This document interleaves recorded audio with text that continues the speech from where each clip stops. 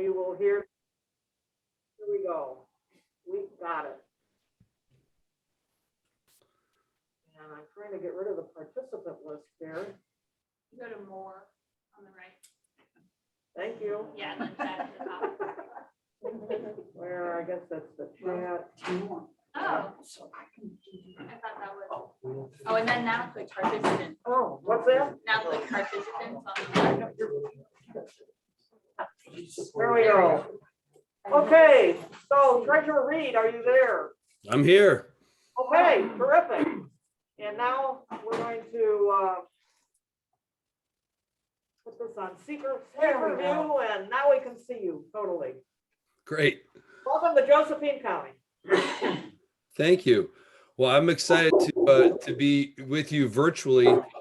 Just to check expectations here, I think I'd maybe offer a few comments for just a few minutes, and then be really interested in what's on your mind and questions and ideas you might have to share. Does that sound about right? Sounds terrific. Wonderful. Well, I wish we were all together in person, but there's some upsides, few of them, but there are, I suppose, some upsides to what we've gotten better at in terms of virtual meetings, and it definitely allows me to get to places that what I would struggle to get to otherwise. And so I appreciate you making some time for me. It's hard to believe that we've only got 5 weeks left until election night. It feels like in some ways a long time, and on the other hand, we're speeding right to the end. And I feel really good about where we are in our campaign. I'm running for governor because I am dissatisfied with where we are in Oregon right now. There are too many of our neighbors who are living on the street. That is unfair to them. It's unfair to people who want to be able to feel safe in their neighborhoods and use their parks. This is not just a Portland thing. I know it's true across the state. There are too many people who are being injured and killed by gun violence, and just about every parent I know, myself included, is worried about the experience that their kids are having in public schools, and whether that can be relied on through the challenges that we're seeing right now. So I think this all stems from what I perceive to be a real lack of connection between our good intentions and the execution that's required to deliver results to Oregonians. And we are seeing that play out in lots of different ways. Now, it's important to have good intentions. It's important to pass legislation and appropriate money for good purposes, things that we all believe in as Democrats. But that is often where the hard work begins. And I've seen that as serving as your treasurer, delivering results for people, creating new programs, revamping ones that needed an update. And I feel really good about the experience I've had as an executive. I think that's what we need in our next governor. And I don't think I have to tell you, as Josephine County Democrats, that this is not a year to consider, if there ever was a year, to consider the governor's race as a layup. The landscape does not look particularly friendly for us as Democrats. So we're going to need someone who can carry our message to people across the state, who is comfortable listening to people with whom we don't always agree, who can assemble the unusual coalitions it takes to win a tough race in a tough year in a multi-candidate field. I'm the only one in the race who has run statewide and won twice. So I feel really good about where we're headed. I'm excited about these last few weeks, and very optimistic that we're going to be talking again as we move toward the general election. And so that I don't risk talking further about things that you are not interested in, I will stop there and be very interested in talking about anything that's on your mind.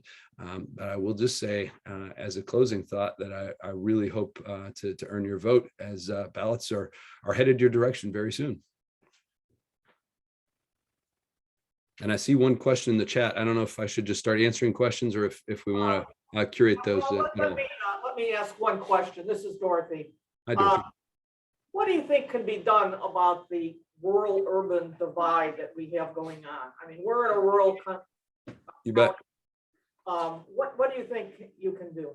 Well, I'm first going to use the unfair advantage I have, which is that I was raised in Idaho. So I'm going to show up, and that causes people to look a little bit differently at me. I will remind people I know it. I know everything sort of north of Salem seems like Portland, but I can tell you Beaverton is very different than Portland. And growing up as an Idaho Democrat, I have both the strength of the fortitude of character to exist as a Democrat in sometimes unfriendly territory, but I also have the humility and the confidence to show up in other parts of the state, the experience doing so, and saying, what do you perceive to be the challenges? What do you see as barriers? Where can the state be a better partner in helping you realize your ambitions? I think ultimately there's a lot more that unites us as Oregonians than divides us. In the end, we all want some of the same basic things for our family and the people we love to be healthy and happy and nearby with some prospects for a brighter future. And if we start with that kind of understanding, we have a lot more potential to do good things. Earlier today, we had the first state land board meeting in person that we've had in 2 years. It was a big deal, and it was an especially big deal because the governor signed a bill, Senate Bill 1546, which was a really big step in transforming the Elliott Forest, which has been a problem that has dogged the state for decades, transforming it into the Elliott State Research Forest. And it's a big thing because of what that means on its face, but it's also a big thing because we brought together really entrenched hostile interests into something that everyone can live with and that everyone is excited about, not only because of the solution it means in that narrow context, but because it's a model for how we can take on a whole range of other difficult issues. So to circle back to your original question, I think we show up with humility. We show up in a posture of wanting to help, to remove barriers and to make it easier for people to live up to their potential. And I think the sky's the limit for us. Okay. Debbie is the person who's controlling the chat. Can you give us a question out of the chat? Sure. Let me find the first one. I think it was about drug addiction. Yeah, what does Tobias plan to do regarding drug addiction and services needed?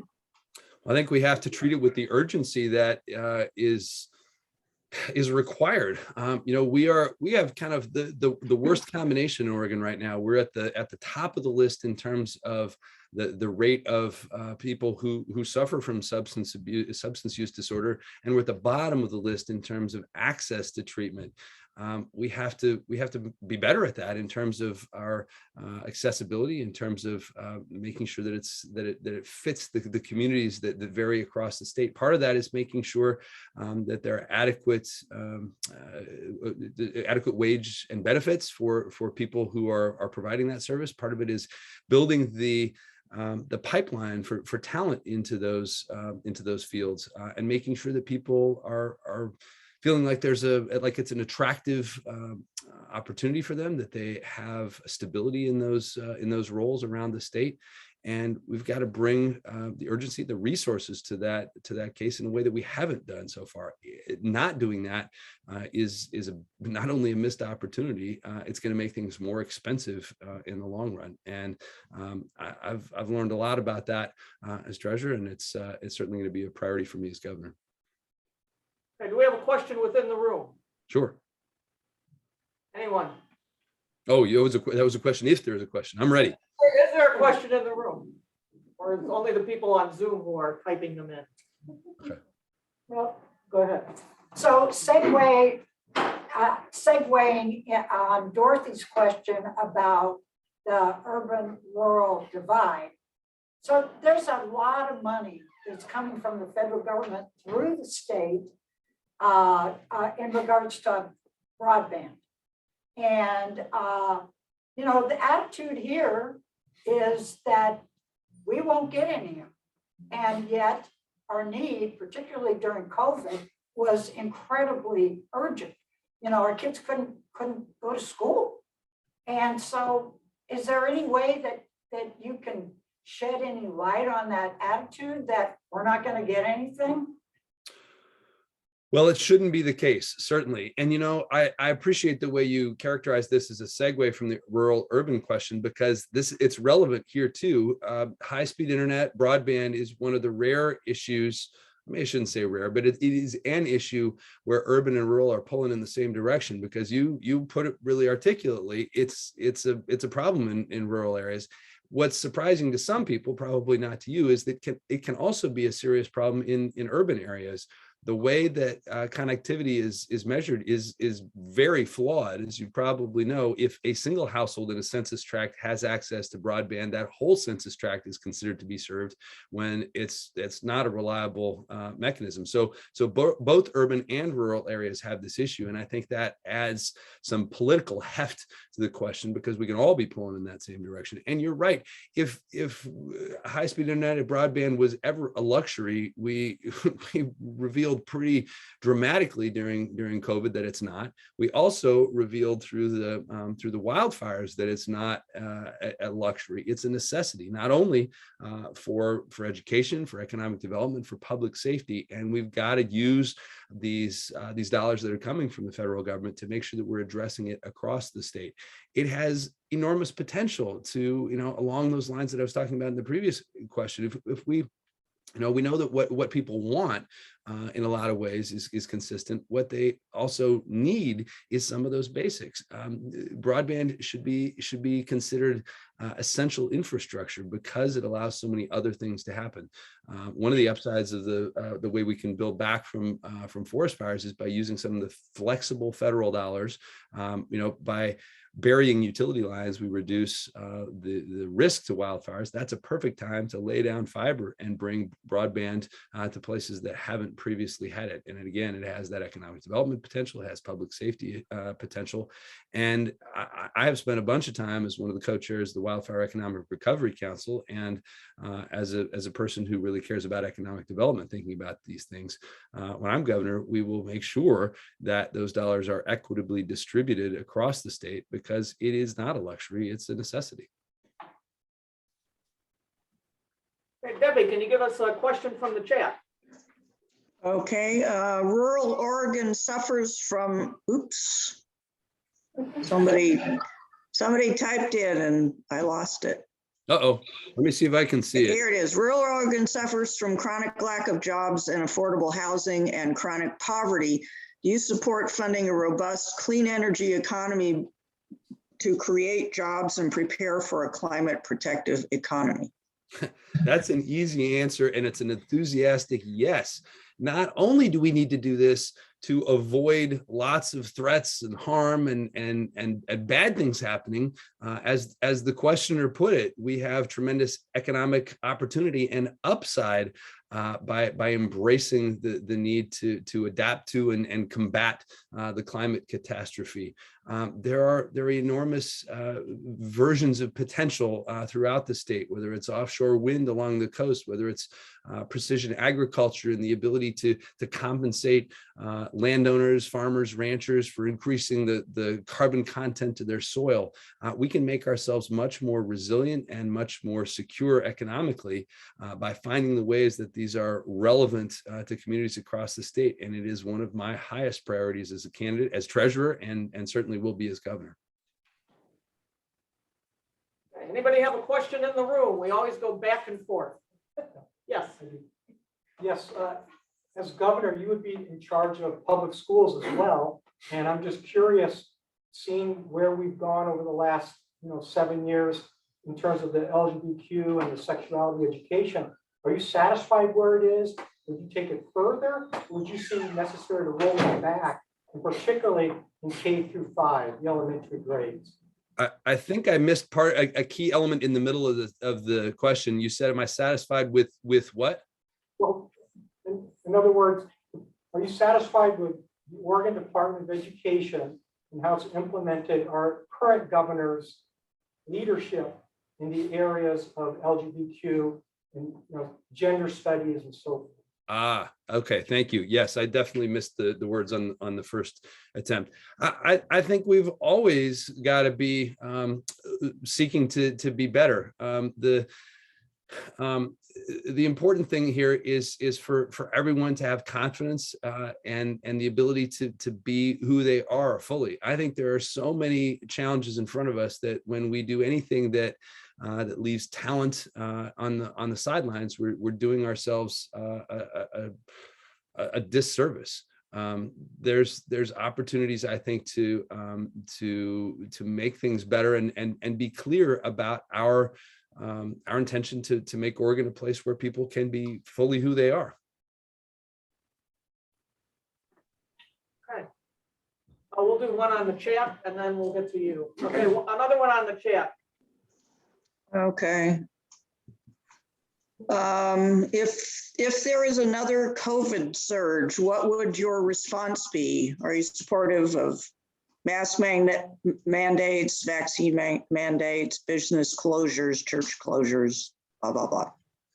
Well, of course, it depends a lot on the circumstance, but what I can say with confidence is that I'm always going to follow the science, and I'm always going to seek to be very clear about our priorities and communication. And I give Governor Brown a lot of credit for making tough decisions early on. I think we are safer and more people are alive and healthy as a result of that. But I was frustrated about the inconsistency of communications, and I was frustrated that at one point bars and restaurants were open while schools were not. So I'm going to be really clear about my priorities to keep schools open. That's essential for the academic progress and mental health of students, and the way families work and economies work. Far too often, parents were put in the position of having to choose between caring for their kid and keeping their paycheck. And working families, people of color, women in particular, suffered most heavily as a result of that situation. So it's going to depend on the circumstance, of course, but I think Oregonians have pretty deep but finite capacity to deal with that uncertainty, and we can maximize that capacity by being really clear and consistent in our communications and our priorities. And we have a question in the room. Okay. Yes, I'm curious if you elaborate a little bit more on your response to the question from the gentleman just before this last participant. In what way would you actually change the Department of Education's approach to the question that the gentleman posited? In other words, I'm looking for something a little bit more concrete. Yeah, I understand the question. I'm not sure that I have a really good answer to that yet. I think the notion of being clear and making sure that resources are in place at the state level, and recognizing that we have 197 locally elected school boards and school districts that do things differently, and trying to respect to the degree we can the differences in those communities, while at the same time saying we have some basic expectations across Oregon that people will have the dignity and the security to be who they are, and that those priorities are reflected in the way we deal with curriculum and being really straight about that. But I fear that in answering this question, there may be more in it than I'm aware of. So feel free, either of you, to add to my understanding. I'm not sure I'm being specific enough, but I'm not sure I can without some additional detail in the question. Yeah, do that. Okay, we can have. And we can follow up offline too if now's not the right time. One more question from the chat off the school board. Okay. Okay. What will you do to help Southern Oregon with the illegal marijuana grows? We have cartels in our area and they are dangerous. Southern Oregon didn't vote for marijuana and we were stuck with the ramifications of the crimes caused by these grows. Yeah, we need to be a lot more aggressive in law enforcement and making sure that they have the tools. As treasurer, one of the things that I have been working hard on with respect to cannabis is access to banking services for cannabis related businesses. And it's important not only for public safety, but it's important for law enforcement when there are bank accounts, for lack of a more sophisticated term, it's easier for law enforcement to track who is not following the law. So law enforcement needs to have adequate resources, and they also need to have adequate tools, one of which is the ability to track those who are not following the law. And I agree with you. The trick of moving from a black or gray market to a regulated, legitimate sector of the economy has been bumpy, to say the least. We need to recognize the impact that communities are suffering as a result of that, and bring urgency to that question as well. Well, thank you for joining us, and we've Thank you. got, starting at 7 o'clock, a forum. We have a half a dozen to 8 people running for commissioners. Oh boy. So we're going to have our handful on this forum. So Got it. thank you for joining us. Let me just say thanks too. I'd love to have your votes. I'm easy to find. Our website is very self-explanatory, tobiasread.com, and I'd be happy to follow up with any of the questions that we didn't get to or get to adequately. So please be in touch. And thanks for what you're doing. Thank you very much. Thanks. Thank you. So with that, I think we get to our forum. Come on up, guys.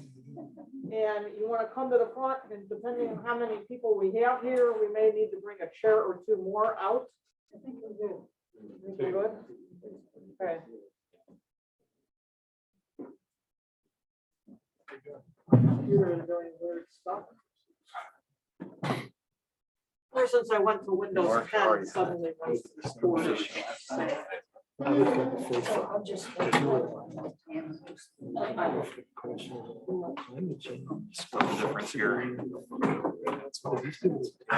we have enough chairs? Those people. Good luck. Well, we want to keep you, I think we got it. Yeah, Debbie, could you put the candidates as a spotlight? Should be there. What's that? Because I took the spotlight off, so if you could put it on the candidates, that would be really helpful. Okay, so welcome everybody, and you'll just get a moment to introduce yourselves. And here's how this is going to work tonight. I'm going to ask you, give you about 90 seconds to introduce yourself, and like you to answer a question that is, what is your management experience? And how does it qualify you to run the county with many departments and hundreds of employees? What is that experience? And you got 90 seconds to introduce yourself with that. Our timer is. Hello again. Or can you see? Everybody see Linda? Okay. I guess you know her. And then we're going to have a series of questions in which you'll have a minute on each question. Okay. All right. So I guess we'll start. I'll go first, And ma'am. we'll just go down the line. All right, my name's Nigel Hareska. I've been a soccer coach since 2007, so I've been working with kids for a very long time. I managed the high school soccer team in 2007 and took them to state, and it was the best team that Illinois Valley High School ever had. And they weren't embarrassed when we went up there and lost, which we did, but we had a good time. And the management to deal with those kids was very difficult, because you guys know how high school kids are. And it was the same kids that I worked with 3 years prior that didn't win. I didn't have them, but another coach did. They didn't win any games. I took the same team, the same players, and made them win. So I've taken people that weren't winners, turned them into winners, and made history for the school. And I'm a glass blower, so my business is pretty intricate. I've given glass blowing lessons down in Arizona. I've worked with many of people to teach them how to blow glass. Mike Luna is one of them. He's one of the guys that makes 3 figures. So there is people out here that can do good on their own. I mean, 6 figures. There is people that can actually make money in this town without breaking the law. So that's all I have to say. Hi, my name is Mark Seligman, 25-year resident of Josephine County. I grew up in New York City, where I got a BA in sociology from Queens College, the City University of New York, and I got a 2-year degree from Queensborough in business administration. My work experience since that time has been managing a health food store in New York City at the bottom of the sixes, which the Trump family now owns. And I also was a taxi driver, which gave me some real good sociology experience.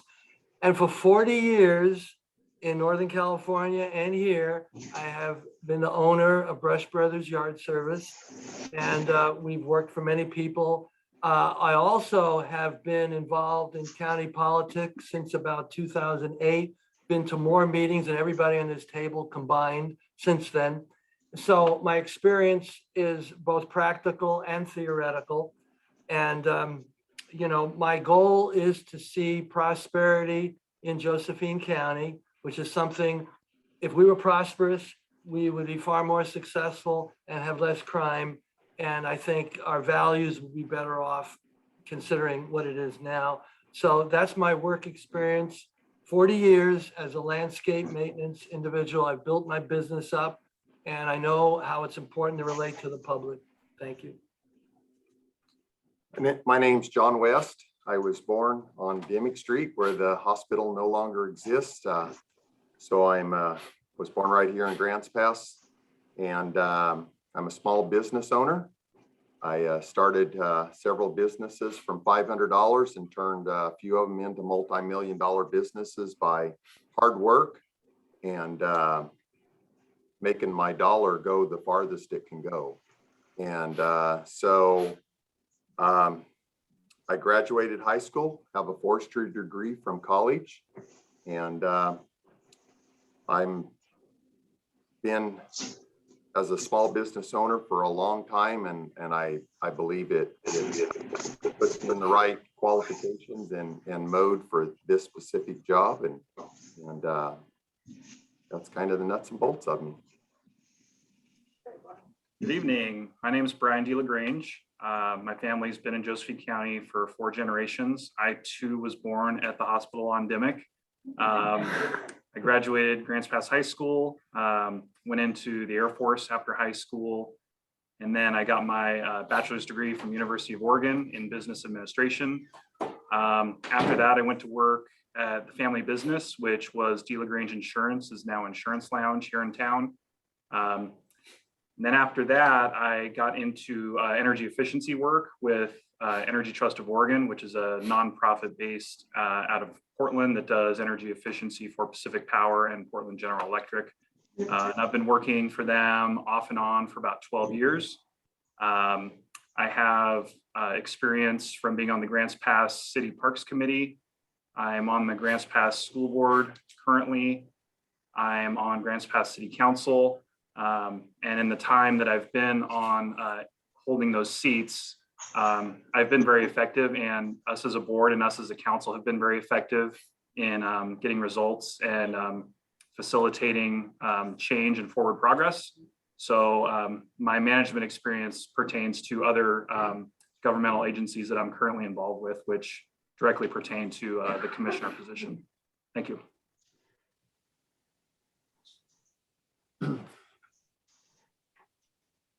I'm Gary Richardson. This Dimmick place is really popular, so I should have said it. I went through schools here in Josephine County. Then I went to college up at Oregon State for a couple terms. I then entered the Air Force as an enlisted person for a 4-year tour of duty working on the F-111 fighter bomber.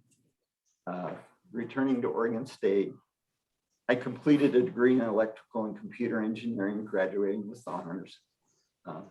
After working 2 companies in Albany and Reading, I moved back to Josephine County to work for F.W. Murphy.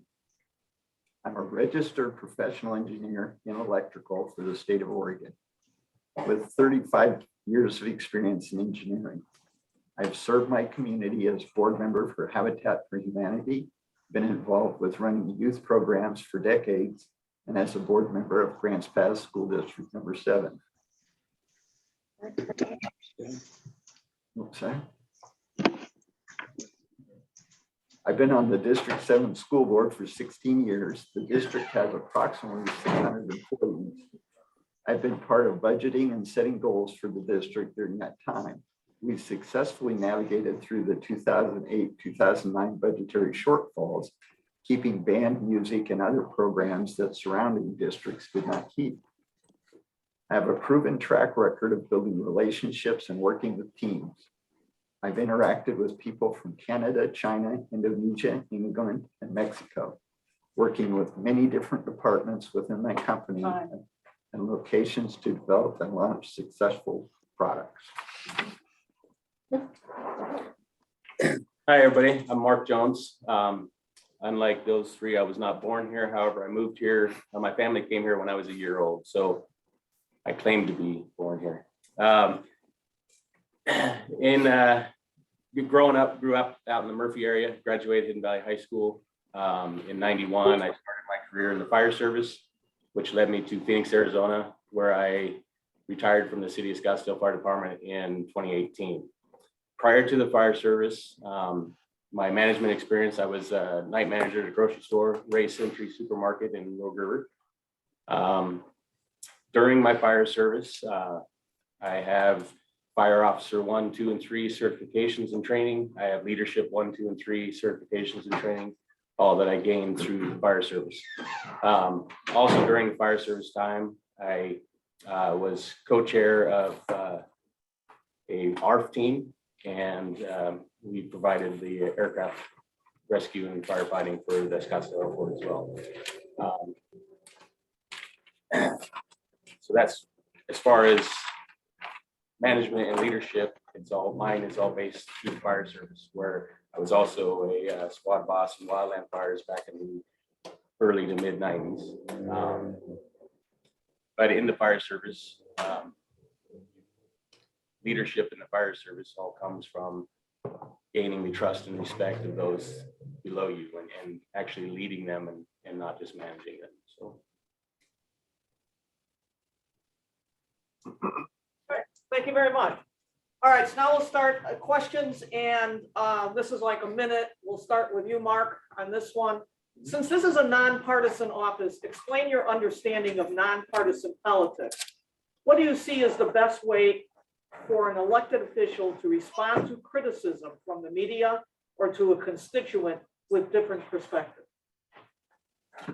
Well, if you're elected as county commissioner, you serve all the people, whether they be Democrats or Republicans. So you're going to have praise, and you're going to have people who are not going to like what you do. As for myself, I'm actually in the middle. I'm an opinionated moderate. There's some things the Democrats do that I like. There's some things the Republicans that I do. I'm a registered libertarian / independent. And I think that puts me in a unique position, because on certain issues, I'm one way, and on certain issues, I'm another way. Most people are knee-jerk one way or knee-jerk the other. So I'm positioned in a way that you might agree with me on some things that you bring up and not others. So at least we have an elected official must have the ability to interchange with their constituency, unlike our current administration, which certainly does not. And with they're on one side and lots of people are on the other. So it's important to be in the middle, so you're able to, justify what you're doing. Okay. John, could you answer that? Nonpartisan. If I'm elected, I serve everyone, not just Democrats or independents or Republicans. You serve everyone. And so this is not about Democrats, independents, and Republicans. This is about everyone in Josephine County. So our job is here, whichever one gets elected, is service to the whole people. And so the word nonpartisan or the word Democrat, independent, or Republican, I don't really care about so much at this point. It's about serving the public and serving everyone in Josephine County. Next, Brian. So the commissioner's office is nonpartisan. I am registered non-affiliated. I am not affiliated with any party. And the commissioner's office should be nonpartisan. It hasn't been as of late. And whichever one of us is elected needs to work hard to bring it back to a nonpartisan state. The positions I've held on the school board and at the city are also nonpartisan positions. And the people of Grants Pass have elected me to both of those positions, and I have discharged my duties faithfully. I have not had any issues with constituents. I do a very good job of listening to my constituents. I'm always available to listen to people's ideas and concerns, and I do legitimately listen. I don't just pretend to listen. So I would continue to do that in the commissioner's office and work to help the other two commissioners understand that it is a nonpartisan office. Thanks, Gary. So my skill set at the company where I work involves bringing all the different departments that the company has to create a product that then gets sold to the public. When we do that, we have to take the input from all these groups, which very much like the people in the county have very different ideas of how things should work. In the marketing department, they have really different ideas, but in the engineering department, we have to make it happen. So here in Josephine County, those same principles apply. Have to listen to the various constituencies. People in certain areas of the county have completely different needs and wants. And my job has been and would continue to be as a commissioner to get all of those together and find an optimum solution. Thanks. Mark? Well, nonpartisan is actually something I feel that our society in a whole has lost the concept of. We've got two major majorities that have gone so far apart from each other that nothing's getting done and we're not going in a productive direction in anything. So being nonpartisan is that concept of coming together, whether you're way over here, you're way over here, making decisions for the community in a whole, the majority rule while providing for minority rights. I believe that until we do that, we're never going to move forward in a productive direction. So nonpartisanship needs to come back to our society in a whole and not just in the commissioner's office. But as a commissioner, my goal would be to listen to everybody nonpartisanly and make sure that we move forward in a direction that the entire community wants to move. I agree with Mark. In Cave Junction and Selma, you'll notice a lot of people get together. It doesn't matter if they're Democrat or Republican. We've always been working as teammates out there in Cave Junction and Selma to just basically keep a decent quality of life. So you cannot have a divide no matter what. And I know everybody here wants the same thing, basic quality of life. And that's where I stand.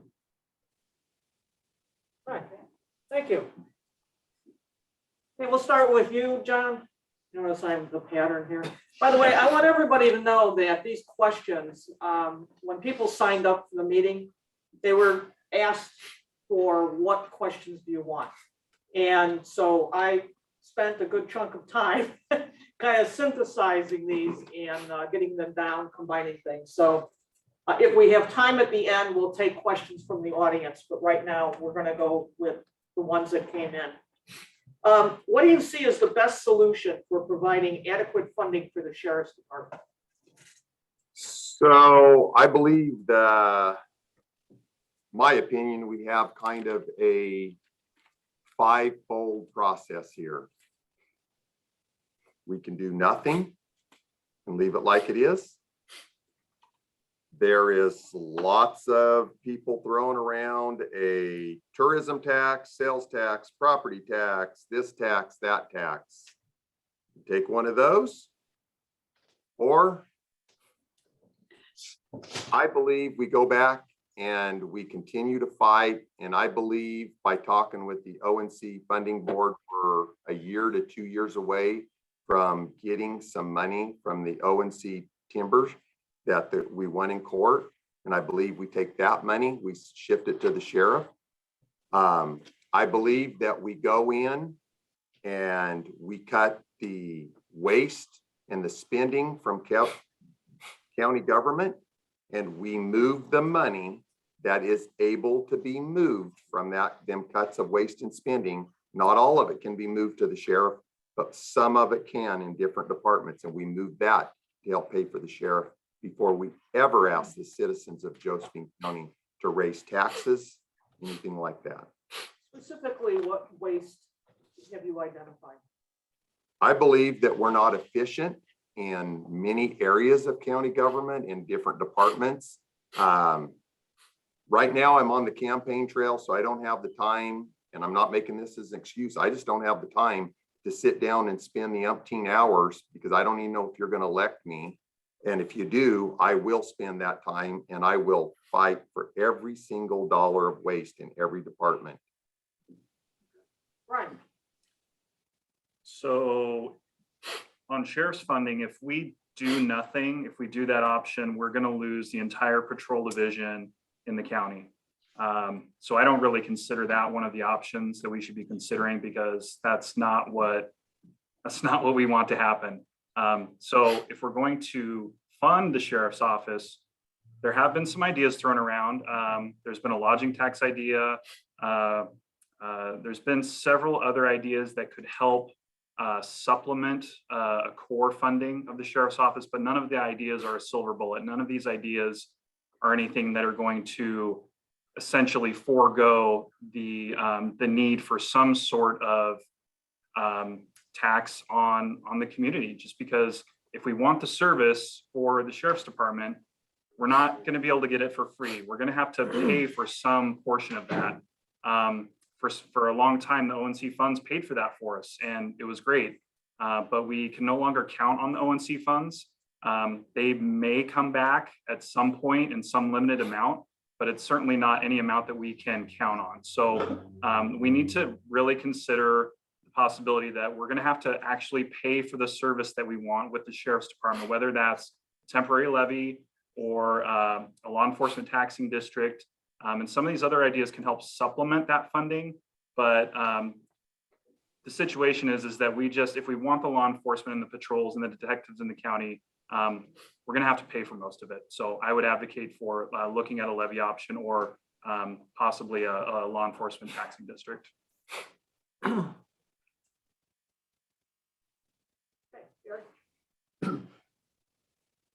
Funding of the sheriff's office is a difficult problem. And anytime you have a large problem like that, one of the best methods to go about finding a solution is what I call a Swiss cheese approach, which is try not to solve the entire problem with a single silver bullet. So we clearly have a short-term issue which have to be solved with a levy or some other type of tax. Some of the other ideas that have been put out there require changes at the state level for us to be able to implement those, like the franchise tax on the right-of-way type of thing. And so the short term, I don't know the exact answer, because that would be one of those things where you go see how much money is actually available and try to find small pieces. And instead of needing 4.6 million or whatever it is, we try to find 1 million here, 1 million there, and eventually get to the level we need and work toward those longer term solutions so that we can get out of the up and down funding that we have been in for so long.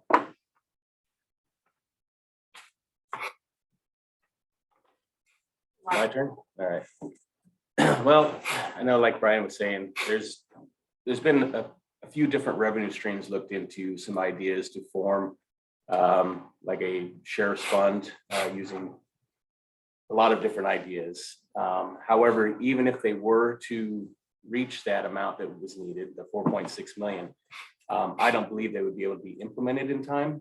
And therefore, we're going to have a gap of no sheriff's department. So the immediate solution obviously would be either a tax or the seasonal tourist sales tax to get us through to where these other revenue streams would be put in place and be funding the sheriff's department. I know the sheriff put out a 4.6 million to put patrol officers and detectives in place and be 24 hours. In comparing Josephine County with similar counties, I don't believe that that's what we need for a county this size. I think the amount of patrol officers at the 4.6 won't give us where we should be for this size of a county. However, it is far better than where we're at right now. But if we keep trying to play catch up, we're always going to be behind. But then again, it all comes down to what level of service the community wants, what level of service you're all willing to pay for. And that's really where we're at right now. These other revenue streams definitely need to be sought. However, like I said, there's no way they would be put in place by 2023, 2024 budget, which is when we're going to go back to 1912, or not 1912, go back to 2012 with the sheriff's department. So. All right, well, first and foremost, out in Cape Junction, you hear a lot of people don't want to chip in at all. So a levy or any extra taxes is going to be a rough thing to push on the country folk. One thing I would suggest is a franchise tax like on Walmart. We may already have one. I haven't completely checked into it yet. And why I suggest this is because there's a lot of crime going on at Walmart and even Home Depot. They let people steal there. And I'm not saying they let them steal, but they steal enough to get the drug dealers in town are trading their drills and all the things they steal. They're creating an underworld on our streets of your streets of Grants Pass. So we have to do a franchise tax. And I also believe in putting a tax on some of the OLCC growers that have moved here that aren't residents of Josephine County. I believe you need to be a resident in Josephine County for at least 10 years before you think of growing marijuana in our county, so we know what kind of people we're dealing with. And we have to have many irons in the fire. So I actually believe maybe some of the local businesses would actually like to donate to the police forces. So, and maybe we can put, like a NASCAR does, put a sticker on the side of the sheriff so we see who's actually donating time for our town. Anything, because the businesses that I see, Walmart, Home Depot, I believe they could be doing a little better. And I understand their insurance companies say, okay, you can't tackle somebody to do this, but we have to do that right there. It starts with them. Mark? Okay, I like his idea about franchise tax, donations, that's fine. I am from New York City. You want to talk about crime, okay? Drug addiction. Look what happened today in Brooklyn. So I was a New York City taxi driver. If you want to talk about fear, that's fear. I live in Selma 25 years. This is a safe county. Now, the best form of law enforcement is prosperity. More people have money in their pockets, there's less crime. We need to strive for that. That's a socially progressive program. You do not want to increase the tax burden on seniors, fixed income. As a Democrat, my family's been Democrat for 70 years. They would never increase the tax burden on the most vulnerable people of all. Everybody I've heard so far, I think pretty much is in favor of that, and I'm not. This is a poor county. The reason we have one of the lowest tax rates here is just that reason. The sheriff had a contingency fund 7 years ago. He was asked to go into it to help people. He wouldn't. He got 2 levies. He blew through 2 levies. Now he went into the contingency fund, 4.5 million. That's why he wants a taxing district. Let's see, who did we start with? I think Brian, you're the next one to start with. Do you see Sportsman's Park as an asset or a liability? Do you agree or disagree with the current commissioner's push to give the county's land to Sportsman's Association? I 100% disagree with them trying to give away the Sportsman's Park for free. It has been a valuable county asset for over 50 years. It's worked well. I have been shooting there since I was a kid, and my dad took me out there. The system that we have with it now is great. So I don't see any reason that the county should be offloading that property. And I think that as long as the county holds on to it, it's going to continue to provide benefit to the citizens and to the law enforcement that trains there, and to people that travel here to attend shooting events there. So I would definitely be holding on to it. All right, we're gonna reverse here. John. Keep you guys awake. Okay. So I'm against giving the Sportsman Park away. We own it, or at least I believe we own it. That's what I'm told. And so why would we give an asset away? We have financial problems. Would it, if the taxpayers want to get rid of the Sportsman Park, wouldn't it make more sense to sell it? But I think the decision is not up to 3 county commissioners to make. I think it's up to the citizens of Josephine County to decide what they want to do with the Sportsman Park. We don't need 3 dictators. We need 3 CEOs running the day-to-day operations, and let the citizens decide what they want to do with the Sportsman Park. Mark? Which one? Oh, sorry, you. Okay, I agree with everybody so far. The Sportsman's Park should not be given away. What's real interesting is our county commissioners want to give away this park, but yet they vote themselves in a 5.5% increase. And they want you, the citizens, to pay more taxes. That seems to me a kind of a double standard. You be consistent or don't be consistent. This is an asset for Josephine County. Either sell it and make some money out of it, or keep it, but not give it away. It's a no-brainer. You got to keep it. We need a shooting range out there. We got our officers that train out there. We have Noveski Rifle Works, a pretty famous company, if you ask me. So this is gun territory. People love their weapons, and I don't think we should be giving anything away for free. The other Mark. So I did a little checking into this, and what I was told was that the Sportsman Park, the property is owned by the county. The buildings and the structures put on it that were paid for by the Sportsman's Association. So back to the original question, I don't believe that we should get rid of that park. I think it's underutilized. I think it could become a revenue stream if we promoted it and brought in sponsorships and other things for competitions and whatnot. We could actually make some money here for the county using that park. So I think we should definitely keep it. Gary? Well, they always tell you you should answer. So in this particular area, I don't understand why. I know of no reason why we would get rid of the Sportsman's Park. Having said that, from my engineering background, without additional data and without knowing the reasons that have been put out there, it's difficult for me to, come down hard on one side or the other.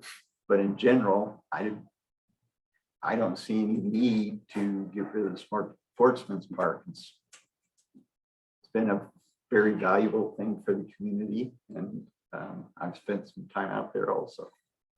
All right, Gary, we'll start with you on this one. What do you see as short-term and long-term ways for the county to provide necessary fire protection to all county residents? Explain what solutions you would pursue to equitably address the thousands living outside of fire districts. Wow.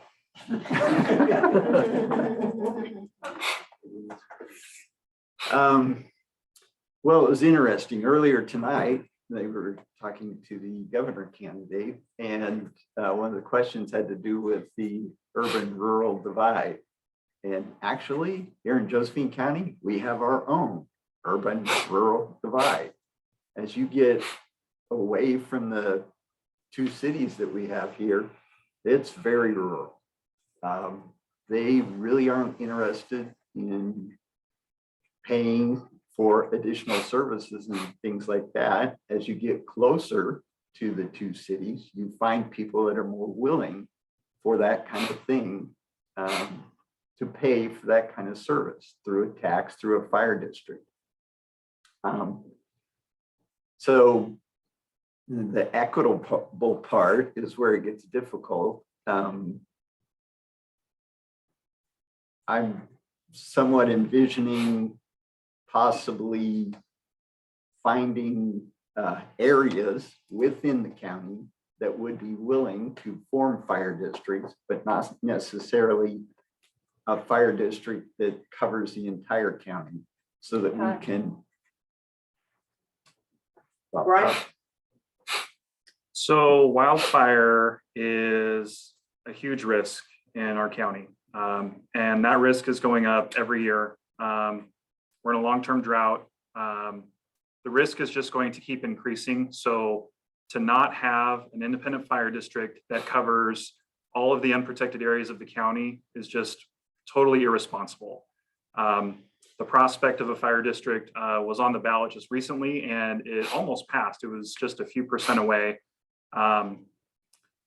Having a district would provide protection throughout the entire unprotected area right now. And everyone would pay a fair share for fire protection in the county.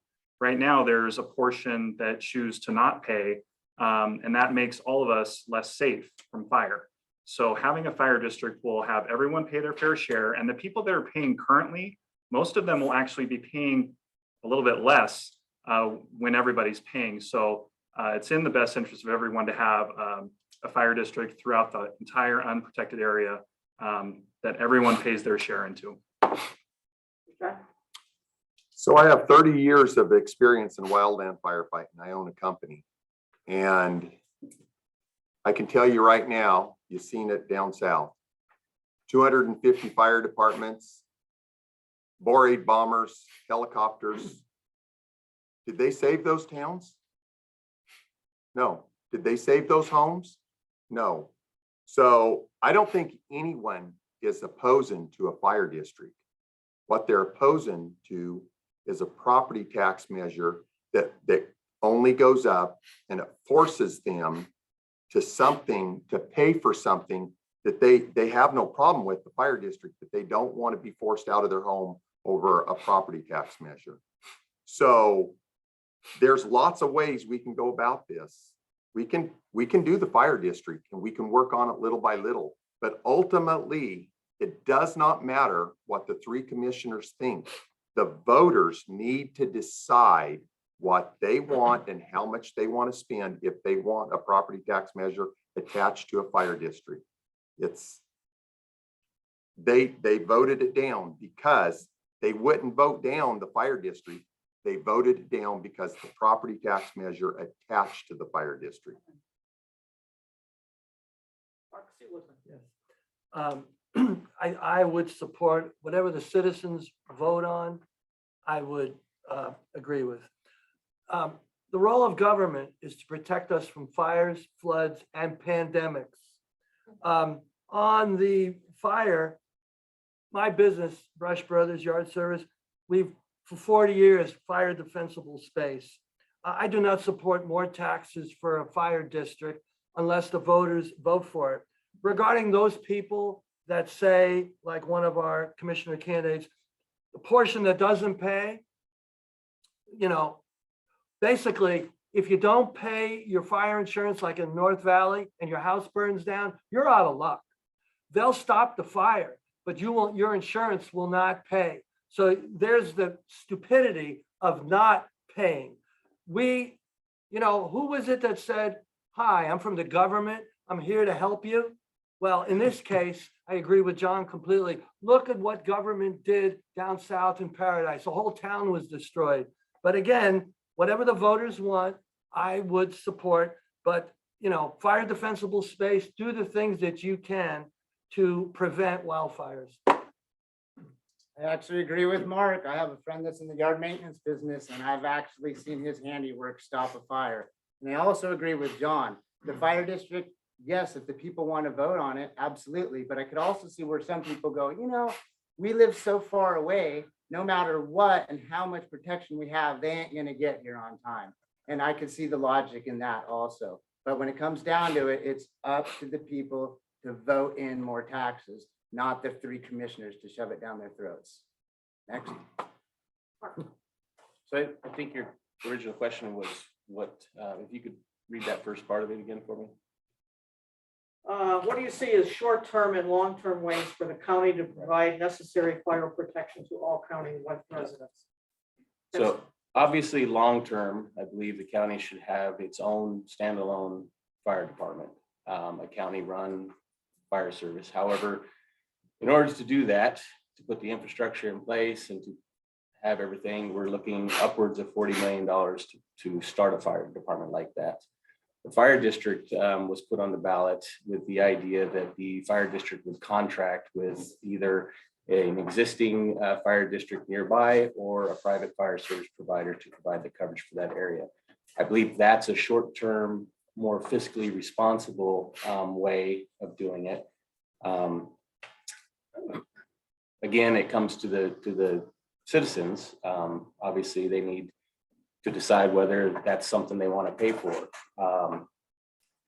With a fire district in place, it opens up this 350 square miles to be able to receive federal and state grants that we're not able to get right now. Senate Bill 762 currently in place is handing out money to districts and departments and also providing them with fire trucks.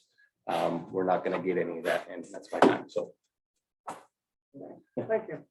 Can I add to one of the short-term goals really quick? Is we do have a lot of homeless people living in the woods out in Selma and Cave Junction. And, you know, during the summertime, they like to have the fires. And if we can get those people help in the woods and get them out of the woods, that would be a good short-term goal too. Okay. Here's a quick yes or no question. We'll start with you, Mark.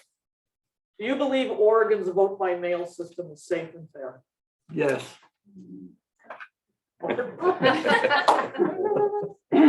honestly, I'd say no. I like the old way of actually going in and putting your vote in. So Okay. I'd say no. So you don't think it's safe or fair? Yeah. A lot gets lost in the mail. I lose a lot of mail. So it's. No, it's not fair. I remember the days of actually going to Selma school when I was a little kid.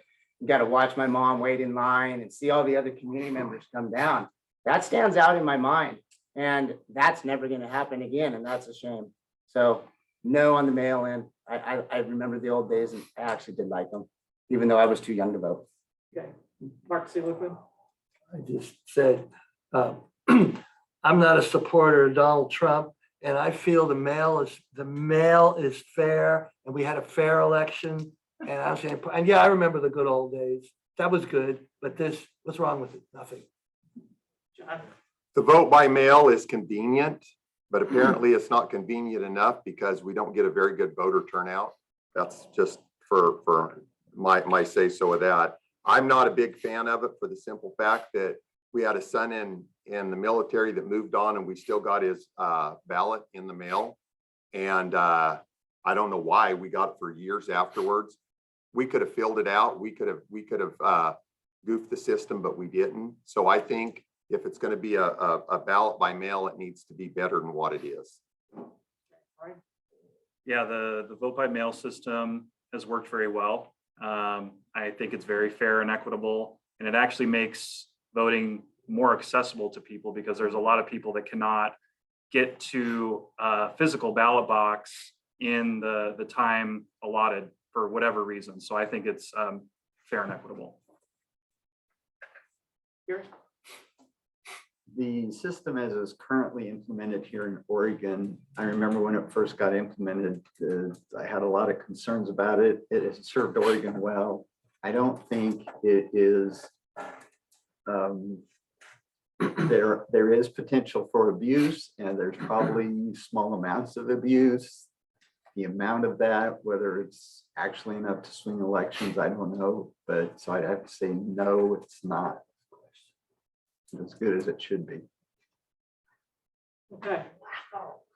All right, we'll go back over here.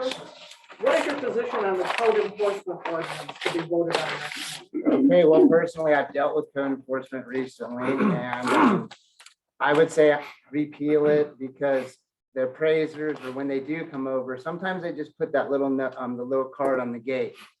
And I found a card in the ditch, in the rain. The guy didn't bother to do his full diligence. And you know, I get it, they're busy down there also. But when it comes to giving them a little more extra hand to come and look in people's backyards for certain things, they will. And I'm a victim of that too. I had to pay well over $400 just to get my sink removed out of my glass blowing shop. And that glass blowing shop was there since 1979. But it was one of those things. And when they did come over, they didn't know exactly what I had to take out and what I did need to take out. And then so they had to come back 2 weeks later and they charged me $160 to come out the second time, even though they were just down the road inspecting. And the inspector, Ron, he's a cool guy anyway. So the guys that work there, great, you know, but the fact of the matter is, sometimes the left hand doesn't know what the right hand's doing down there. And that's the problem. Okay, Mark? The role of government should be to protect us against fires, floods, and pandemics. The role of government should not be to snoop in our backyards because some neighbor doesn't like us. I'm not against dangerous dwellings, but this is a poor county. And unless we want to address poverty, really address it, like Brian has done as a city council member, you're going to have people thrown out of where they live because they're living in an RV, they're living in a shed, and they'll be on the streets of Grants Pass. This is not a magic bullet. We basically, if they come out to your property under the auspices of a cannabis grow, and they will look around and see anything else they can, and they will, because Josephine County desperately needs money, and whatever they can to cite you, they will. This is not a matter of safety. This is a matter of revenue increases. If these commissioners really cared about safety, wouldn't they be for mandates and your health? No, they are for the pocketbook. So I will strongly vote to repeal this ordinance. So I am not a supporter of this ordinance, for the reason why is I believe this ordinance should have come to you, the voters, to decide to begin with. I don't think this ordinance should have ever come and been decided on from the county commissioners. They should let the citizens decide that. This ordinance affects all of the citizens, not just 3 county commissioners. And so in that, I have studied this ordinance very closely. There's issues in there that violate your civil rights, your constitutional rights. There is clauses in there that says it can be $1,000 fine for researching cannabis. It's in there, 2 different pages. So look up the word research cannabis. If you get caught, ma'am, with your phone researching cannabis, the county can fine you $1,000 for it. Is that fair? Is that even right? That's nuts. Why do we put that type of stuff in there? If they want the ordinance, send it to the voters, do it right, and the voters will make the right decision. But it's not up to the commissioners to decide that. Well, if that's actually in there, that you can get cited $1,000 for researching cannabis, they should go ahead and fine me, because I've researched cannabis, and I think probably most of the people in here have. With regards to the ordinance, there's a huge issue in the county with illegal grows as it pertains to water rights, water being stolen. Trucks are pulling water out of creeks, illegal wells. So there's a huge water issue. There's a human trafficking issue. There are health and safety issues where people are living in conditions that are unsafe. And so this ordinance attempts to mitigate that. This ordinance has a sunset clause. So after, I believe it's 3 years, it's going to sunset anyway. So it's a trial. And if it doesn't work the way it's intended, then it's just going to go away on its own. But I fully support giving it a try. We have to do something. We can't just sit back and not do anything. And all the people that are against it, I haven't heard them come back with a better option. I've just heard they're against it. So if they have a better idea, I would be glad to hear it.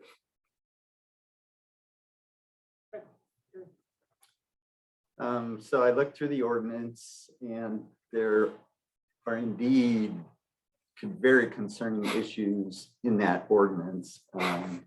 Particularly, it allows selective enforcement. And so if I like you, I don't cite you, but if I don't like you, then I do cite you. We shouldn't have things like that as laws for the people. They should be applied equally. Also in there, as you go through the process, it eventually, should you win, there's no foul in the county, essentially. So it's a law that can be used to harass somebody. They cite you, they force you to go through all the procedures, go through court, do that kind of stuff. And if they lose, yeah, too bad for you. So that's a very concerning issue about the ordinance. We do need to target some of the cannabis issues. And so I'm not in favor of this ordinance, but I am in favor of an ordinance to address that cannabis issue. So the ordinance, the idea behind it was so that it provided law enforcement a way to mitigate the illegal grows. And looking at it and reading it, to me, it leaves a lot to interpretation. And so depending on the person that's reading it and interpreting it, they could utilize it in a way that is not what it was intended for. So I think the way it is currently written, I do not support it. I think it should have a little more time, a little more input from the citizens, and then we should put it in place. But we definitely need something that unties the hands of the sheriff's department so he can take care of the illegal grows. Okay, I think everybody answered that right, because I've lost track. All right. Yes. All right, we'll start with Mr. Seligman on this one. Do you see homelessness as only a city problem, or is it shared with the county? And what can the county do to address the issue? Well, I think it's a city, especially a city problem. And Brian Delagrange knows this, and he's done a wonderful job trying to attack it. So I support what he's done completely. Riverside Park, the city was brought to their knees by a state law that says if you don't provide a shelter, these people can stay in the park. That's a compassionate approach. Now out in Selma, we have homeless people, and I know in Cape Junction, we have homeless people, but I am not for putting these homeless people at the dump for public services like Dan DeYoung wants to do. That is an uncompassionate, dangerous, and a bad location. So we have a homeless problem. It's due to several reasons. Some are legitimately homeless because of their, whatever has gone on in their life. Some choose that lifestyle.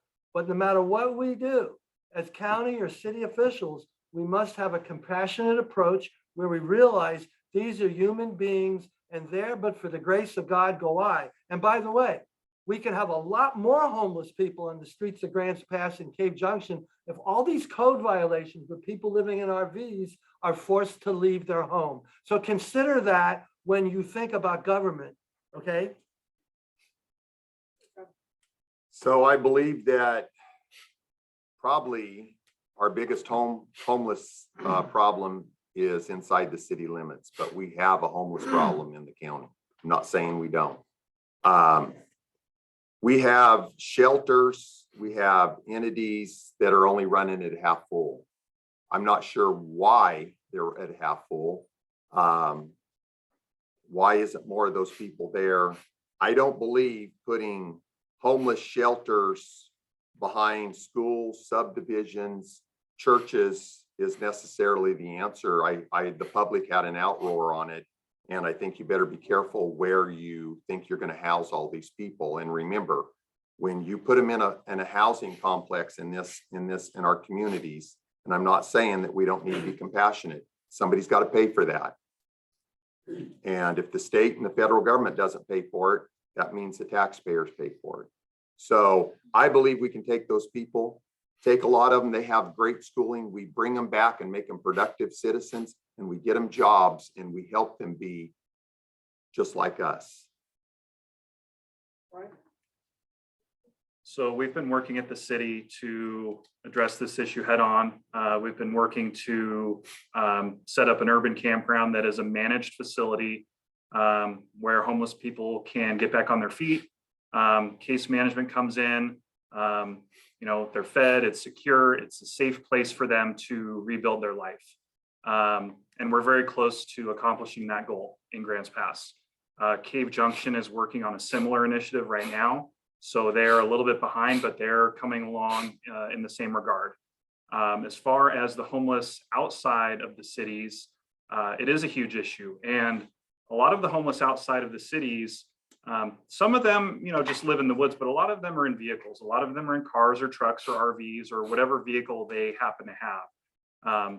So those people are homeless too. And I think the county has, an opportunity to help maybe facilitate a place for homeless people with vehicles to go, because the county has a lot more space than the cities have, and the cities can handle the people that maybe are more intense without vehicles, and the county can partner with the cities to help provide the other half of that, which would be to get the people that are in vehicles back on their feet and take them out of the forest. Homelessness is a very complex issue. One of the difficulties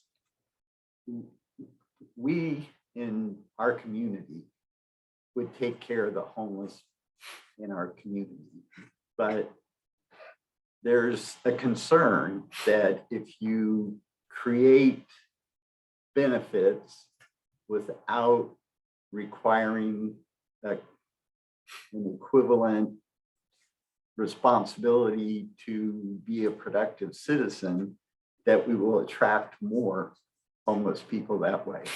But one of the areas related to homelessness that I think we should work on is that 50% of the homeless people have spent time in foster care. Within 18 months of aging out of foster care system, 40% of them become homeless. I would work to help the children in our community leaving foster care to establish relationships to avoid homelessness before the evils of drug addiction and abuse have impacted their lives.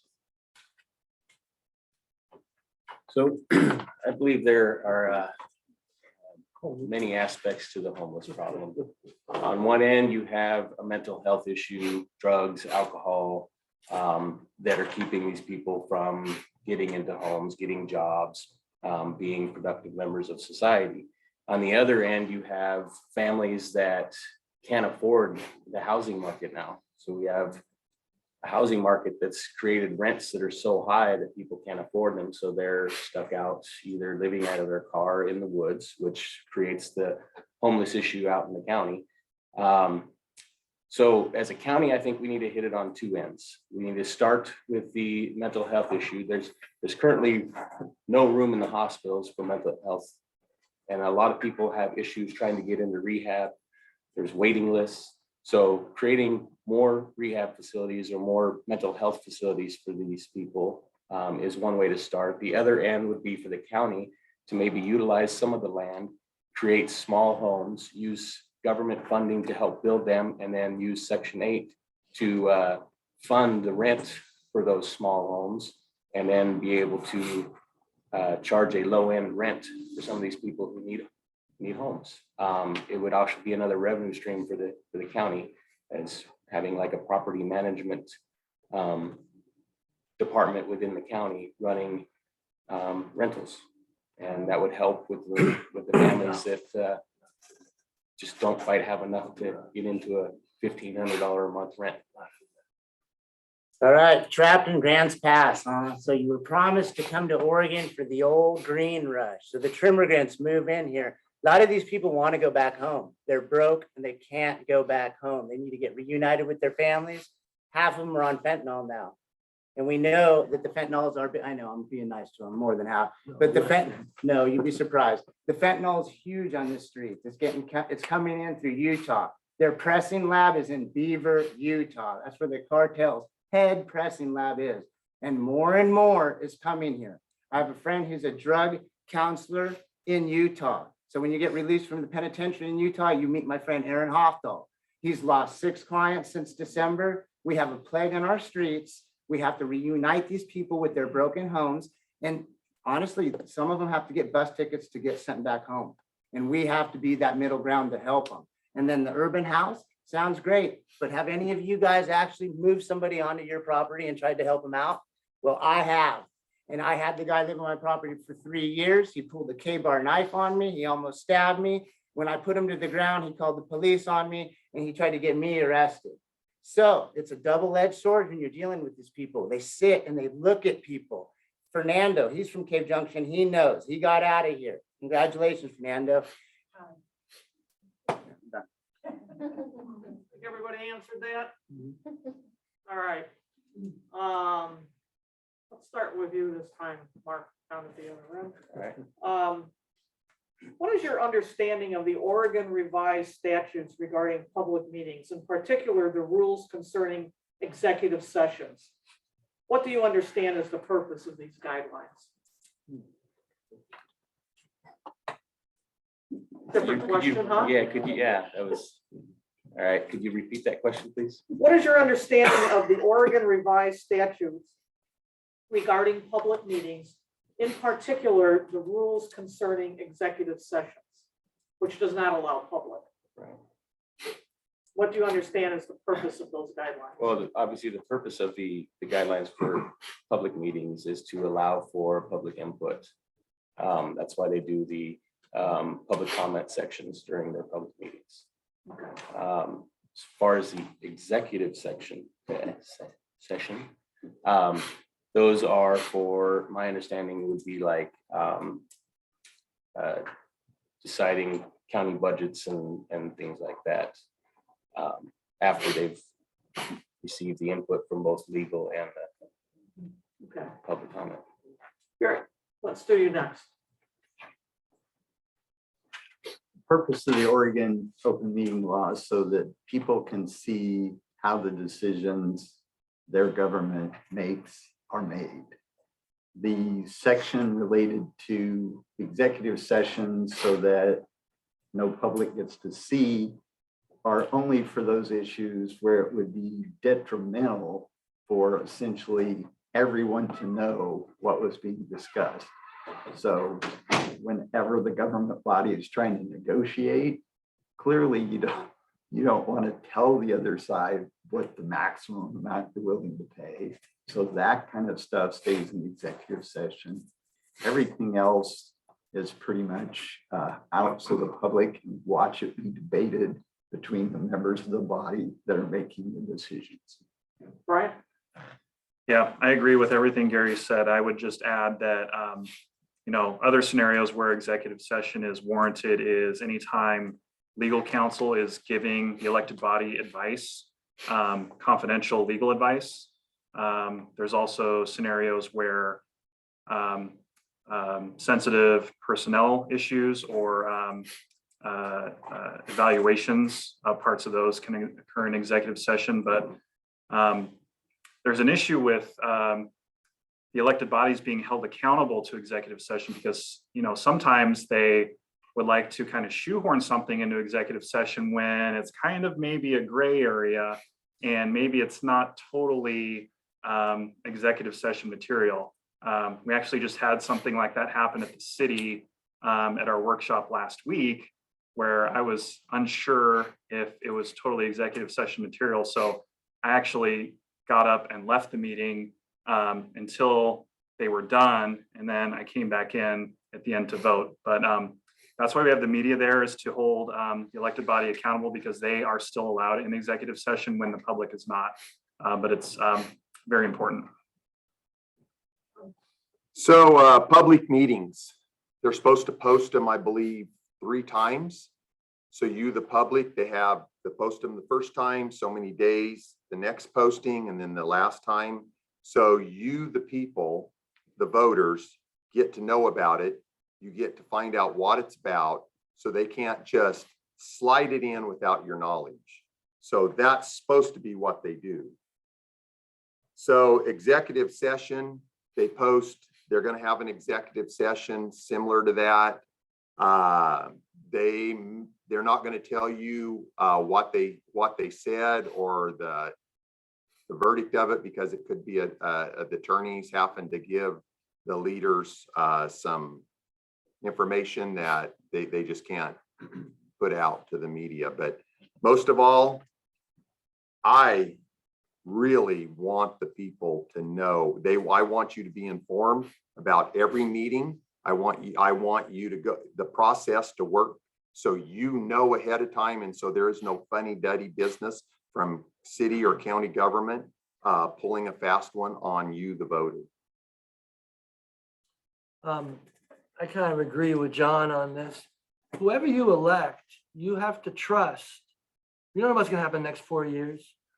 You have to trust that the decisions they make in the next 4 years in an executive session, for example, is stuff that is beneficial to the public. Now, as far as open meetings, I've gone to meetings since 2008, the 3-minute rule. I see what goes on there. Executive session. There are times where you must have executive session and the public, should know about it. But in time they should. And that's where the trust in who you elect, that you want to make sure that that commissioner in that meeting of executive session, you trust them. They're honest, they're straightforward. And if they feel something went on in that executive session a month or two later, they comment on it. That's my feeling. I want to interrupt here because I want to talk to the people who are on Zoom. If the trashing of people continues on the chat, I'm going to ask Debbie to remove you from the session. No, not you. I'm talking to the people on Zoom. Who's being trashed? Okay. But you, Mark, no, You I'm don't see joking. it, you don't see it, but they're That's off executive- talking and trashing people, That's so, executive session. yeah, they're in their own executive session. They can take shots So at I'm the time. telling you to do that, and the second, Debbie, if you would, anybody who trashes another person, they're off the meeting, okay? All right, you. Real quick, so executive is things that you guys have already hashed out with your commissioners. So we'll keep it short and sweet so we can move to the next question. You guys come in, you talk to everybody. The executive is what we already talked to you guys with and handled with. And I agree with John where it needs to get put out 3 times, if not even more, and people need to know what's going on. And I'm done. Okay. Now I gotta get squared away. And you can do that too, so. Okay. Let's start with, yes, okay. Do you think it's important for the Grants Pass city councilors, and I will include Cave Junction in on this as well, that the county commissioners get along with them and work together? And how would you improve the relationship? Well, absolutely. I think they should get along. I mean, they're all on the same team and they're all trying to, get to the same end goal, which is a better life for you people. So I would say you have to work with them. I know we got a good lawyer, Augustus Agu. Brian could probably vote for that, right? Good man, right? Yes, sir. And so I don't see why they don't work together, is my question. So I still don't know why they don't work together. So that's basically it. Again, the role of government should be to protect people from fires, floods, and pandemics. Believe it or not, the city of Grants Pass did its very best to protect people from pandemics. On the other hand, they were continually opposed by Josephine County commissioners. Councilors would come to the joint meetings and they'd get trashed. The mayor would get trashed. Brian even got trashed. So obviously they should get along. This is another reason why this current administration has not done anybody a service. On the homeless issue, they have different views. Some of the commissioners feel like the homeless people created their own problem. Too bad. On the other hand, there are people on the Grants Pass City Council that know that's not the case. One council even said, how come they're treated like second-class citizens? So, they have to get along for the benefit of people. On the other hand, if you have discourse that's opposite, that's healthy in a way. So we have a charter in this county. And it says the county commissioners are over all ALL of the county. Now, we have another issue. we have what we call city governments. So we have a city council and a mayor in the city of Grants Pass, and the same in there. So we have another layer of government over the top of that. So it's a mass confusion. The county commissioners, if you read there some ORS statutes, they have jurisdiction over parts, and whether Brian is going to agree with me or not, I don't really care.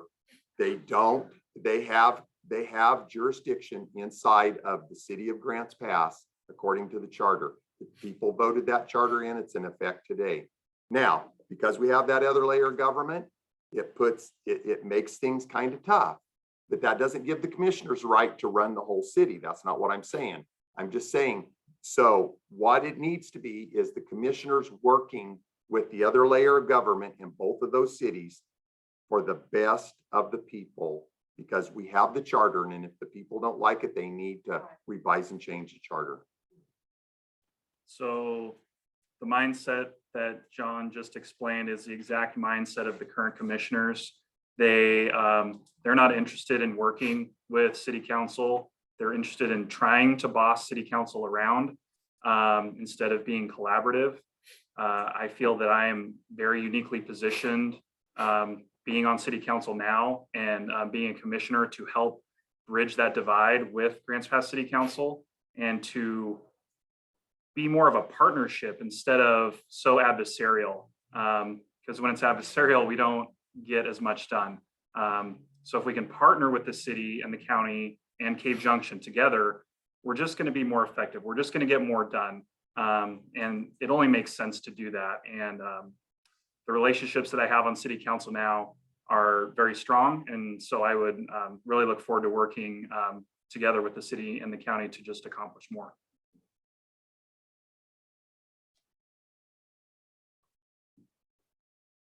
What was the question again? Exactly. About how would you improve working relationship between the cities and the commissioners? Well, so really it comes down to personalities. And again, my experience building teams from many different geographical areas to come together to create a product. It's all collaborative, and you aren't always in agreement about exactly where it's going to go, but you still work with those people. You take what's good about their ideas, you try to incorporate it, you try to come up with the optimum solution for everybody involved. So yes, obviously, the commissioners and the two city governments need to work together. Unless they're collaborating and working together, it doesn't move us in a positive direction and doesn't reflect the will of the people. While the commissioners are ultimately over the city governments, they still have to work together and have a working relationship that benefits all of us together. Things that happen in the city obviously are going to be different than what the county needs. And the needs in Cave Junction are obviously different than what Grants Pass needs. So being able to work together with the commissioners and making sure that both cities are receiving the support that they need from the commissioners, that's the key thing. Again, to make sure that the will of the people is being accomplished. Okay. What are your plans, if any, to address the deforestation that is happening in this county? Do you have any opportunity financially to gain from any increase to logging or mining in the county? Yes or no? We'll start with Brian. So first of all, I don't have any vested interest in any forestry or mining operations in the county or anywhere. With regards to deforestation, I think a lot of that is up to the state. The thing that the county has control over is county lands that are owned by the county. And the county has several thousand acres of forest land, and it has a forestry department. And the charge of that forestry department is to maximize profit out of the forests that they own. It is a pretty narrow perspective of how to manage the forests that we have. I would argue that it's not appropriate given where we're at in this county right now. And there's other opportunities for the forests that we have not looked into. There are carbon credits that you can get for not cutting the forest down by allowing the trees to stay there and to grow and to sequester carbon. You can actually earn money from those forests. It's happening all over the country. So I've been trying to get the commissioners to look into that for a couple of years, and they're not interested. But that is a viable option that could bring in revenue while mitigating deforestation. Okay, Gary?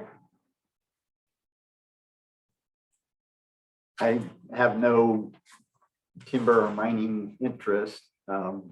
Given the number of relatives I have in the county, I'm not sure about the secondary effects, but none that I particularly am aware of.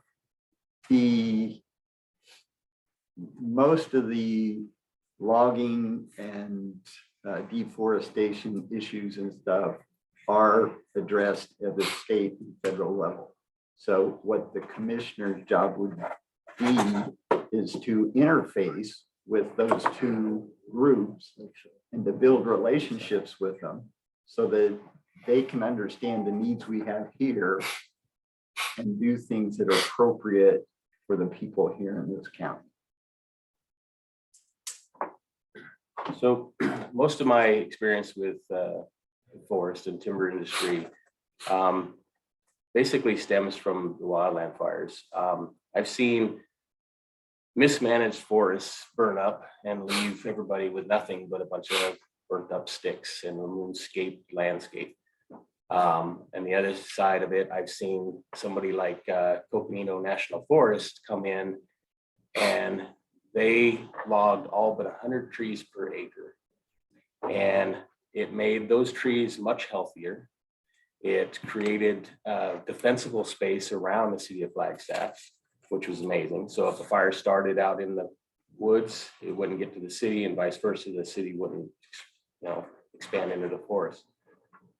So I think as far as deforestation goes, I think there's a way that we provide a forest sustainability and still log it without clear cutting. I think clear cutting does a lot more damage than good. And like I said, if you could look into, if you ever get a chance to look into what Coconino National Forest did around Flagstaff, it looks amazing. It provides healthy environment for the animals. It makes it a lot better for the hunters. And then also much healthier for the trees that are there. And I have no interest in any logging or anything. All right, well, no on the mining and no on the logging. I have no bearings on making money on that myself. But living next to a clear cut that just got hammered out by my property, that's pretty disappointing. They don't selectively log it. It's a private company, I get it. Link sold the property to them, the ex-owner of Rough and Ready Mill. But it's in a watershed that produces a lot of water. And then their guys go up there and spray with Roundup. And I'm sure you guys are all very, know about Roundup. Roundup, we don't need that in our watershed. There's other ways to keep it down. So we have a lot of private industry out there in Cave Junction right now, logging heavily. I think one of them is a life insurance company too. So I don't like the clear cutting personally, but for us to use some of our ONC timbers, that would probably be wise, but we cannot do it the way the private companies are doing it at all. They are clear cutting it rough. Mark? The logging industry is not what it was. There are no mills in Josephine County anymore, whether you like it or not. I am for responsible thinning of the forest. I'm responsible management. In Selma, I think we're talking about the same property, there's clear cuts. What this is going to do is it's going to increase the temperature of the ground, which is not going to be helpful during a fire. Regarding carbon credits, I'm an environmentalist to the point that if government wants you to stop using your equipment that is carbon, using it up, the government should subsidize you. So if you have a vehicle that burns gas, and they don't want you to do that because it doesn't get 35 miles a gallon, then the government should pay for an equal vehicle. The government should put its money where its mouth is, not partially, but completely. That will help the environment. And, you know, that's responsible decisions by government. Don't put it on you, the taxpayer, but give the subsidies out so we can change to a more green economy. So I guess I'm the only person here that owns a timber company and a mining company.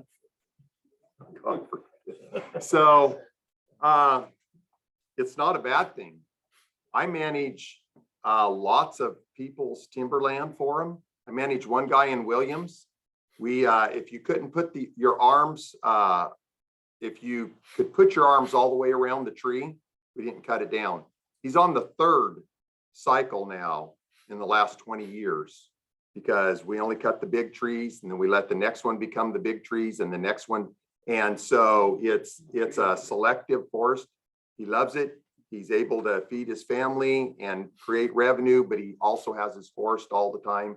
And he doesn't have the threat of wildfire. So in my forestry background, that's what I have. And in my timber company, I don't gain anything from being commissioner. I don't gain anything from the county selling timber. Doesn't benefit me at all. That's not what I do in my company. So in the mining, I think it's responsible that we can mine. We need to protect our streams, just like we have state regulations in mining and forestry to protect our watersheds. I think they're expanding it now to 600 feet on both sides of a stream to protect. And you have to do what they call a basal area if you're going to take out any trees there. So what they're doing is they're promoting the people to come in and take selective trees to try to reduce the fire activity from those watersheds. Because right now you go out and look, it gets nuked, the drainages.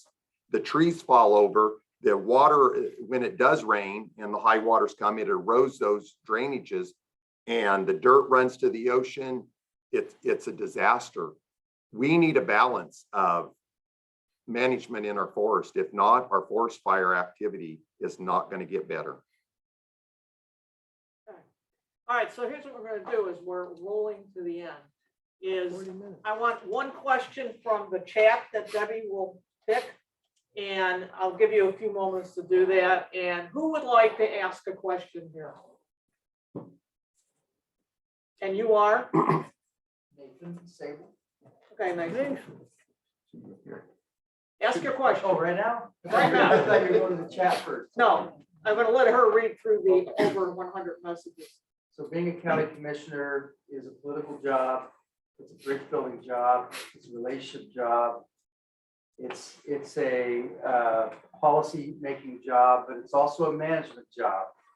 You are an executive managing directors of departments, and they have employees, and you're managing that. So I'd like to hear a little bit from the candidates about their management experience and their philosophy on managing. We kind of did that at the beginning. You might not have been here.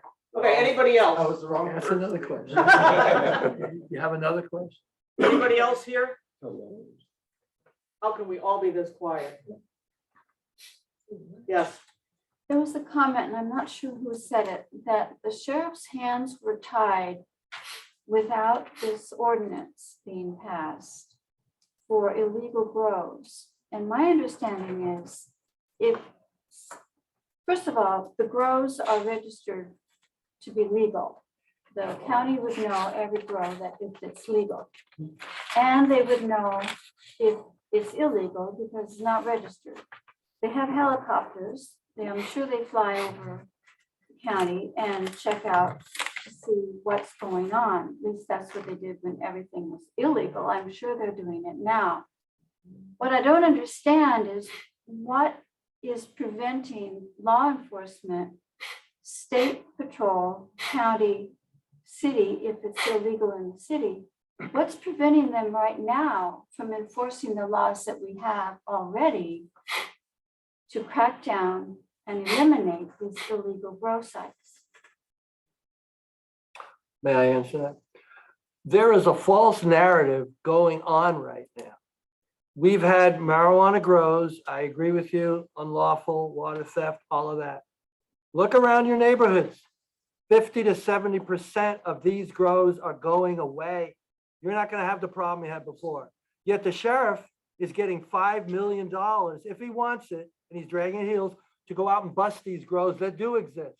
And a year from now, either these grows won't be here or marijuana will be legal federally.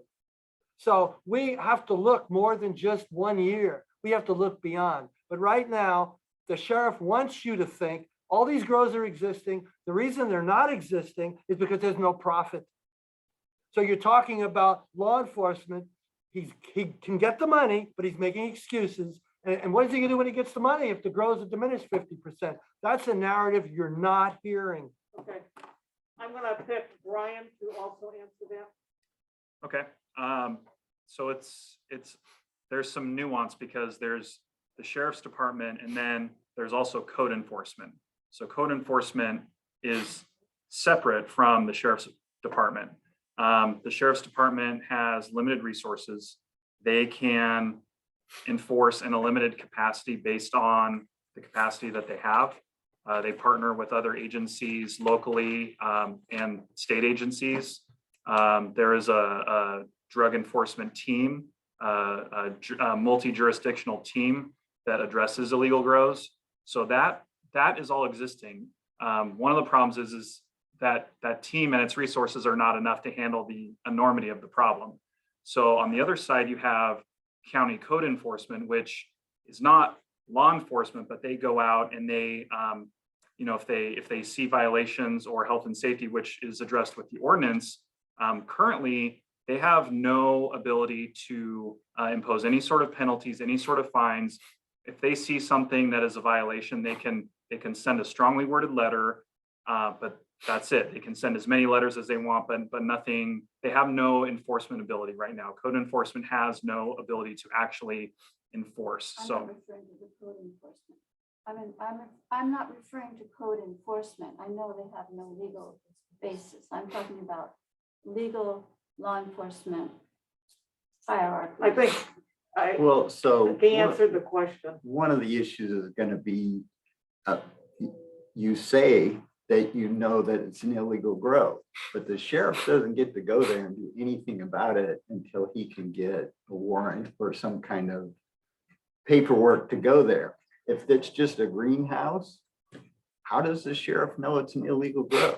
He doesn't have a basis for going there. That's what the sheriff's talking about. That's why the code enforcement lets them go to the greenhouse and then other stuff might appear. Okay, Debbie, pick out a question from the chat.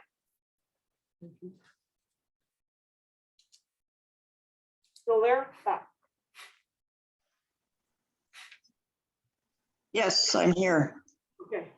There are not many actual questions, mostly comments. Are they good? We have a question about what you would do about the lack of addiction services. Okay, who would like to answer that? So I would just say on lack of addiction services, the problem is not resources. I've heard from options and from Josephine County Public Health and from all the agencies that it's not a matter of them not having enough resources. The real issue is they can't hire enough people to address the problem. Those agencies are having the same issues with hiring that everybody else is having. That's what they have said. They have said that the issue is they cannot get staffed up enough to address the problem. So as far as the commissioners being able to address that, I don't really know that the commissioners have any ability to address how those agencies can fully staff, but that's really what the issue is. Anybody else want to answer that? Mark? Oh, Or- good. You I want just- to answer? Go ahead. Along with Brian, obviously the staffing, but also facilities. There's a facility shortage as well. I know a lot of facilities up in the Roseburg and Eugene area and stuff that people have tried to get into that are full. So along with the staffing, and that may be because of the staffing, those facilities can't take them. But I think this is more of a state issue than it would be a county issue, because obviously those fundings need to come from the state, because that was part of the agreement made by when they legalized the minimum illegal drugs. They said they would provide more facilities and drug abuse. Okay. Anybody else? Yeah. John? So there is a lack of people to work in these departments. It goes back to, it may be a problem in our county, but it doesn't necessarily mean that the commissioners have the means or the ability to fix it, because we have a lot of issues that we need the state's help on. They can give us money, they can help these agencies, but we can't do it on a county method here necessarily. So I mean, it's a bigger problem than we realize, and that's part of our homeless problem. It just goes right down the line, our crime problem, but it's not necessarily, maybe it would be nice to wave a magic wand and the commissioners fix everything. It's not that easy. So we need help from the state. We need our state rep. We need our senators helping us. There's federal money, there's state money. We need it to make this whole thing work, but we need people to work. I mean, you can't run these departments with nobody to help. We need people to work. A rising tide lifts all boats. We have to be more self-reliant. We can't rely upon state government for everything. If you encourage businesses and individuals to be profitable, however, you're going to have higher income people in this county. Higher income people don't go after fentanyl. They don't go after drugs. They want to show their families that you can be productive in this county. So when you graduate high school, if you don't leave this county, you're probably not going to make the same amount of money. You might fall by the wayside and get into bad habits. Prosperity is a socially progressive formula. We have to look at something more than just 6 months or a year. This county has never been socially progressive. It's socially conservative, which keeps us down. And all we see is punitive measures. Let's make this county prosperous. You'll have less drug addiction. You'll have more self-reliance, and we'll be proud of ourselves. Okay, so the question was drug addiction, correct? All right, well, what is it, 19%? That's what you're looking at. So even if you could get all these drug addicts into that, you're looking at a 19% success rate. That's low, and you got to have that in mind. You know, and I mean, that's our biggest struggle. So I hate to say it, but this problem here is just the very beginning. And so all these guys here, we're all going to be solving this together. So we have to get together and figure that these guys, we have to get them in there to rehab. They have to say they want to go. That's part of the 110 law. They have to say they want to go. So until we get that fixed, the problem will never get fixed until they say they have to go. It has to get changed. 110 has to get changed. So when they do catch the guy that is struggling, because I mean, a lot of these guys, when they get arrested, they're getting saved. They're not just getting arrested. What now? What is 110? Well, the law where they legalize the drugs, the possession, the legal possession, wasn't it law 110 where they legalize the possession? Well, the addict has to say that he needs help. He's got to push it. Believe me, we tried to get one addict to do it. He wouldn't do it. It actually took him leaving the town and moving out to Texas, you know, sorry, Texas. But, you know, I mean, that's the problem. We've got to help these people help themselves, not a handout, a hand up. All right.